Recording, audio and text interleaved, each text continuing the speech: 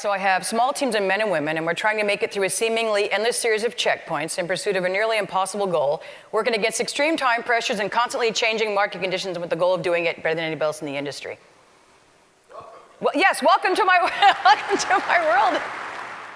I'm honored to share with you what I've learned from some of the world's greatest extreme teammates about what it takes to get to the next highest peak, build and lead a world-class team that always gets to the next highest peak, time and time again, no matter how difficult the challenge, no matter how tough the climb. And I'll tell you the secret right off the bat. The higher you get on any mountain, what happens to the terrain? It gets steeper, right? So your ability to continue to get to the next highest peak is not just a matter of you trying harder as an individual. It's not just a matter of reaching up. It's a matter of reaching out to the people around you and creating what I call true human synergy. All of us would just carry our own gear through the race, and if someone was slower, we just complained about them until they caught up. Just like in real life. Everyone carries their own weight, and people complain about them until they catch up. But the best team in the world had a different idea about how to do things. At the start line, Robert said, everybody take out all your stuff and put it in the middle. So everybody emptied out all their packs and all their gear and put it in the middle. And he looked at the course, and it started with a 75-mile run at 14,000 feet of elevation. Huge, big run. He took all of the weight from the slowest runners and gave it to the best runners. He said, the goal on this team is for everybody to suffer equally. And that's how we came up with the concept of tow lines. Because why would we wait for the slowest person if we could just take them with us? Right? In any endurance race, and you guys know your business is an endurance race, right? It's a team sport, and it's an endurance race. In any endurance race, you're going to be the strong link, and you're going to be the weak link at some point, right? If you just embrace that with your team and grab those tow lines from one another when you need them and offer a tow line when you're strong, you're going to go a heck of a lot further, faster together. If you want to go fast, go alone. If you want to go far, go together. Life away from the training and the competition can be just as intense for Robin. You see, this is her real job as a firefighter. We can be called to anything at any time, and we have to be ready for that, and that's what I love about being a firefighter. But it's nice to know that as an athlete and as someone who is strong and has a good endurance background, that if the you-know-what does hit the fan, that I'm going to be able to carry that ladder, to the window. I'm going to be able to carry a person out of there, and that's a good feeling. One thing I know for sure about commitment starts when the fun stops, right? We all start strong. We all start a project very strong. We're happy to be there. At our races, everyone's high-fiving each other, and we're all wearing matching outfits, and the sun's out, and we're having the best time. And then about 12 hours later, there's sideways hail, we're bleeding, we're covered with leeches, we want to strangle each other. That's when commitment starts, when the fun stops. And great leaders are also people that are ruled by the hope of success versus the fear of failure. Now, I learned this lesson the hard way from one of my buddies in the Ecuador Raid Gauloise, the French version of the Eco Challenge. It was the first time I raced with the best team in the world.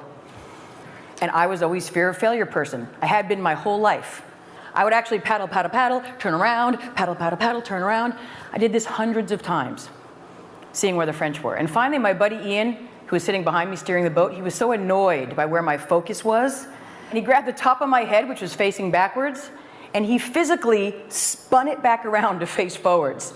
And he leaned over, and in my ear, he said, winning is that way.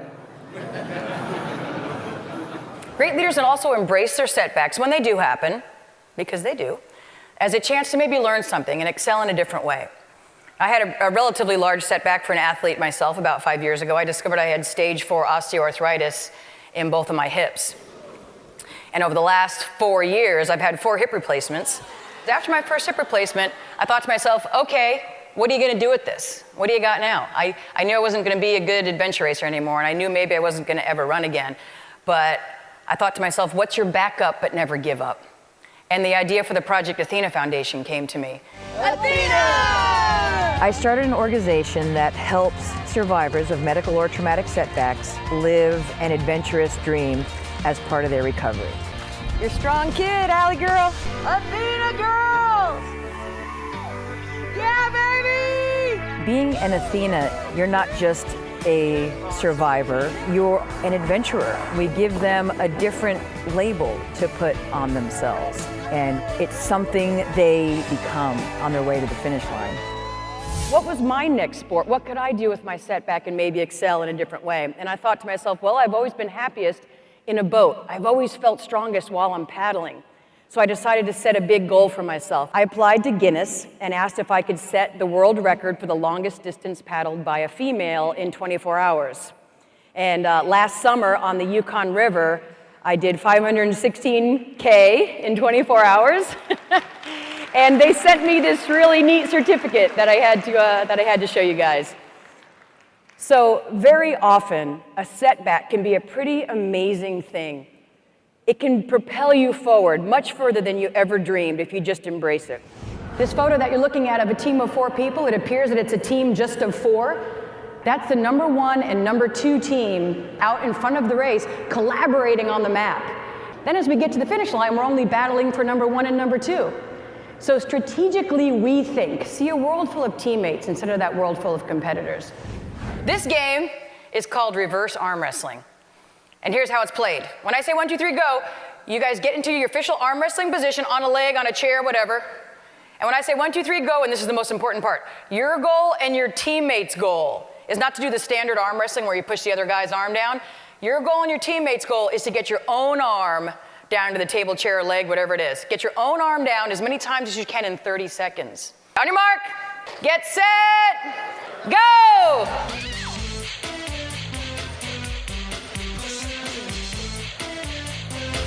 All right, stop, give yourselves a hand. All right, just out of curiosity, how many people got their own arm down 5 times or less? 5 times or less, raise your hand. Ain't no shame in it. 5 times or less. How many people got their own arm down more than 25 times in the 30 seconds? And I especially love doing this right after we talk about this, taking everyone to the top of the podium with you and seeing a world full of teammates. And then I say 1, 2, 3, go, and half the room is like, oh. You're about to blow an artery, trying not to let your own teammate get their own arm down to the table. It's so great, though, because it just shows us, and even the people that went back and forth right away, you probably got to admit that just for a second you had to turn off that little inner competitor, didn't you? You had to find that little switch and go, I got this game. But we're so wired to compete, which is a great thing. It's a fantastic, I'm the biggest competitor going. We're so wired to compete, and it's great. But every day you get to decide who you're competing with. Every single day you get to make that decision as a leader. Who really is my competition and who really should be, why shouldn't this person be on my team? And we're also wired to see winning as being something mutually exclusive. In other words, for you to win, it entails everybody else losing. But the best leaders say, you know what, for me to win, I'm gonna get there better, stronger, faster if I take all these great people with me. As a leader, we don't achieve our highest levels by standing on our teammates' backs to get ahead. We achieve our greatest heights when we put our teammates on our shoulders. And as a leader, we don't inspire our teammates by getting out in front and showing them how awesome we are. We inspire our teammates by putting them on our shoulders and showing them how amazing they are.